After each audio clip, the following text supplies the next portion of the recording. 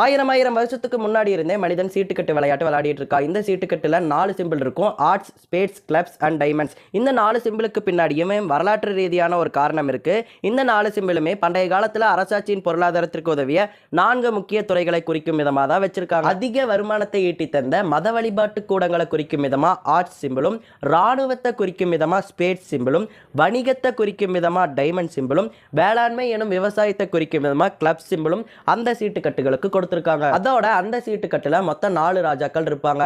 இந்த 4 ராஜாக்களையும் உண்மையில வாழ்ந்த 4 ராஜாக்களை பேஸ் பண்ணி தான் பிரான்ஸ் சீட்டுக்கட்டு தயாரிப்பாளர்கள் வடிவமைச்சிருக்காங்க. அதை தான் இப்ப நம்ம பயன்படுத்திட்டு இருக்கோம். கிங் ஆஃப் கிளப்ஸ் மாவீரன் அலெக்சாண்டரையும், கிங் ஆஃப் டைமண்ட் ஜூலியஸ் சீசரையும், கிங் ஆஃப் ஸ்பேட்ஸ் இஸ்ரேலை ஆண்ட டேவிடையும், கிங் ஆஃப் ஆர்ட்ஸ் ரோமானிய மன்னரான சார்ல் மாக்னேவையும், அதோட கிங் ஆஃப் ஆர்ட்ஸ் கார்டை சூசைட் கிங் கார்டுன்னு சொல்லுவாங்க. ஏன்னா அந்த கார்டு நல்லா ஒத்து பாத்தீங்கன்னா அந்த கார்டுல ராஜாவான அவன் தலையில அவனே குத்திக்கிற மாதிரி சூசைட் பண்ணிக்கிற மாதிரி இருப்பான். அதனால அந்த கார்டை சூசைட் கிங் கார்டுன்னு சொல்றாங்க.